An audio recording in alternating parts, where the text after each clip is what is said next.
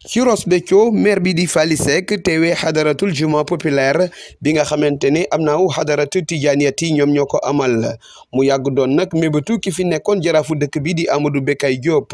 mu dellu siwaat nag ci yéene boobee nga xamante ni ki mu fi yuutu amoon na ko ba noppi nag daal di rafetlu jéego yi nga xamante ne ñii séq xadara bi amal nañ ko ba bis bu ni mel mën a am ci gox bi tey xadara national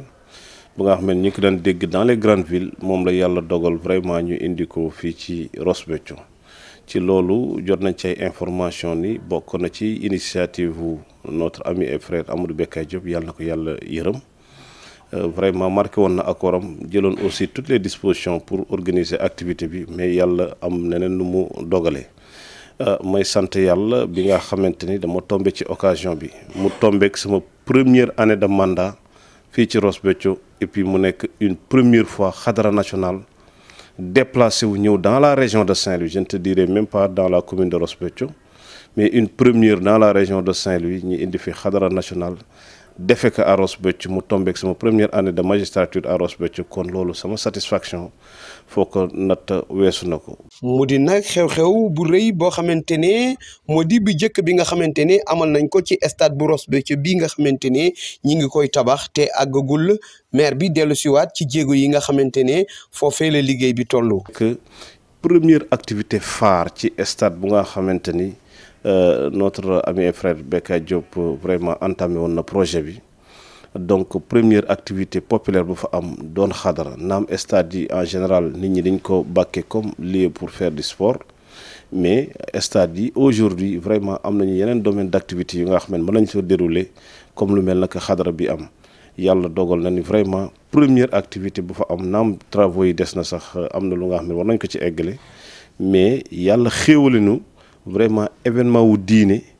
am fa ba pare shérif bu nga xamante ni sëtu Cheikh Ahmad Tidiane shérif di sëtu Mohamed Rasulullah sallallahu alayhi wa sallam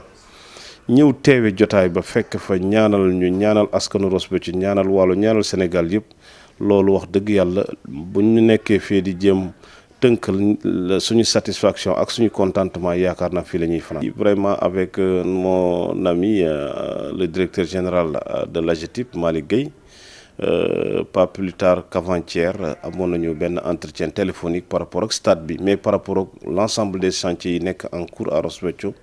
lu mel ni ki siège bi lu mel ni ki centre de santé bi lu mel ni ki vraiment gare routière bi surtout centre de santé bi ak siège bi ak achèvement stade bi donc moom ma ciy jox ay assurance yu leer que ni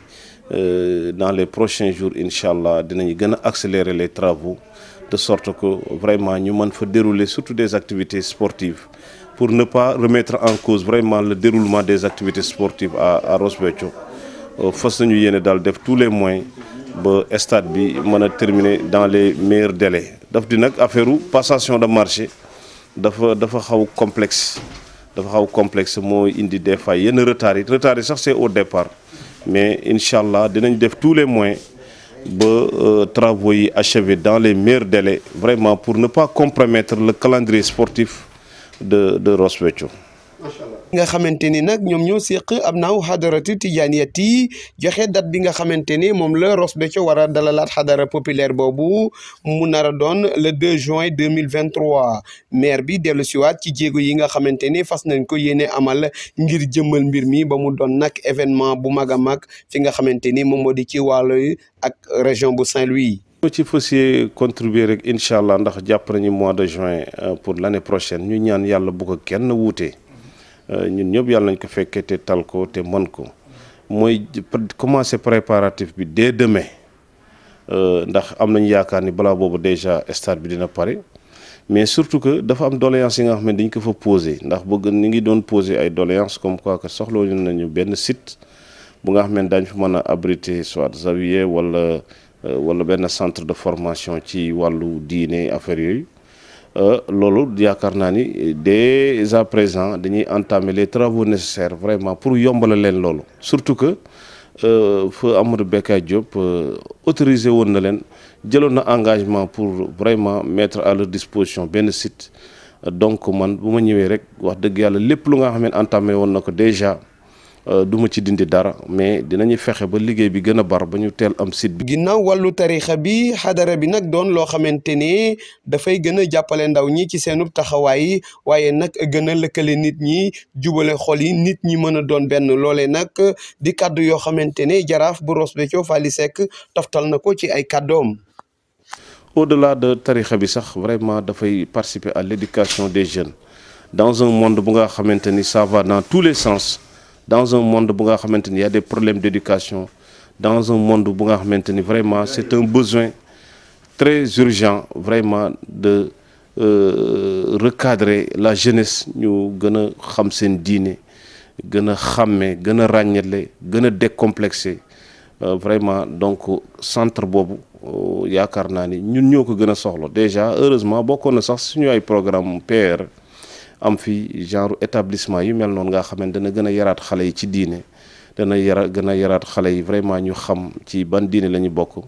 bokk na ci aussi li tax sax ñu créer ay commission daara ak lieu de culte commission des affaires religieuses tout ça yooyu boo ko gisee dafay montrer la volonté manifeste de l'équipe municipale de Ross Béthio de participer à l'éducation vraiment des jeunes de notre commune. bi am na une dimension sociale am na une dimension de rassemblement une dimension de l'unité et de la cohésion sociale te loolu dafa bokkoon vraiment suñu ay appel depuis bi ñuy def campagne ak bi ñuy jëlee commune bi ak léegi kon moo tax ñun dañ koy rafetlu rek surtout discours yi fa jot a génn macha allah gis nañ discours bu ñëw rek vraiment di appeler vraiment à l'unité de la communauté musulmane mais aussi l'unité de nos voisins quand je dis de nos voisins mooy maanaam ñun ñu bokk dëkk bi ñun ñu bokk gox bi ñu nekk benn say ànd dóorandoo xàccandoo dóorandoo macha allah donc loolu dafay nekk lu nga xamante ni lu am solo la vraiment ci déroulement wu dëkk macha allah.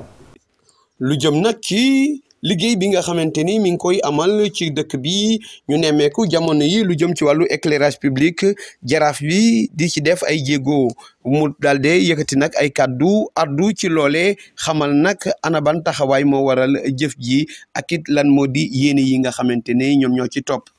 activité yi xam nga à une date récente organisé nañu benn réunion de mise en point à Ross Béthio ça c'était vraiment pour xool les goulots d'étranglement fan moo amoon ay blocage yàlla suturaal nañu vraiment mu nekk benn réunion d'adultes une réunion bu nga xam ne y avait une grande compréhension et une grande complémentarité bu may complémentarité mooy sottante xalaat bi ba ça a permis vraiment de dénouer la situation de trouver des solutions yi nga xamante ni aujourd'hui ça nous a permis vraiment de décanter beaucoup de situation bi ci jiitu mooy éclairage bi loolu du nekkul lu ñuy jeex boo circuler ci biir Ross Béthio vraiment di nga gis ni éclairage bi commencé na am jëmm ci dëkk bi surtout mu nekk éclairage de qualité parce que nous on a opté vraiment pour am ay lampes yi nga xamante ni mooy éclairer Dakar wala mooy éclairer Thiès wala mooy éclairer sax Casablanca ou d'autres pays développés c'est pourquoi on a choisi vraiment des lampes yi nga xamante ni certes cher na mais c'est de la qualité parce que c'était question de sécurité te éclairage dafay nekk luy participer activement sur la sécurité des personnes et des biens wàllu assainissement bi aussi parce que booy xool actuellement on est au mois de juin donc c'est vrai que il fallait respecter vraiment des procédures de passation de marché moom moo tax ba xëy na mën nañ jàpp lenn li yéex mais en vérité c'était pour respecter un peu les procédures de passation de marché aujourd'hui ça nous a permis vraiment de démarrer en quelque sorte les travaux de drainage des eaux pluviales parce que gérer c'est anticiper doo bàyyi ba ndox bi ñëw nga soog di def yenn activités yi raison pour laquelle même amoon nañu ay contraintes dans les procédures de passation mais ça actuellement on a pu démarrer par quelque chose sur le programme d'urgence xam naa dans les prochains jours l'adjoint au maire Ndiaga Fall dina ci def une communication ngeen gis engins yeeg déroulement travaux yeeg quintessence su travaux yeeg li ñu ci mobiliser tout ça xam naa loolu dam lay renvoyer nga dem def des films physiques vraiment sur le terrain avec Ndiaga dina ci def la communication avec la commission bi nga xamante ni moo compétente à la matière la même chose aussi ay moto pompe yeeg marché yu bare daal vraiment def nañ situation bi on a vu que ni ñu ngi koy dérouler dans les meilleures conditions et on va suivre on attend maintenant d'autres études yi nga xamante ni surtout par exemple étude lu jëm ci wàllu daara yeeg yooyu di remercier au passage le président de la commission certainement dina indi peut-être dans les prochains jours les livrables de sorte que ñu mën a dérouler les activités qu'il faut par rapport à ça. Mais je ne vais pas interrompre ma communication sans profiter de l'occasion pour remercier toute la population de Ross Béthio, surtout si seen patience ak seen compréhension ndax ku nekk xam na ni bi ñuy confier la gestion de la mairie yaakaar bu rëy dafa judd yaakaar boobu nag ñoo ngi def tous les moyens vraiment respecter ko mais respecter ça ne veut pas dire bafouer les règles qui gouvernent notre société, les règles qui gouvernent la gestion des passations des marchés, les règles qui sont applicables dans le droit public, les règles de gestion des collectivités territoriales. mu nekk benn arsenal juridique bu nga xamante ni dafa tënk képp ku nga xamante ni da nga yore des ressources publiques et il va falloir vraiment respecter toute cette procédure mais vraiment en tenant compte quand même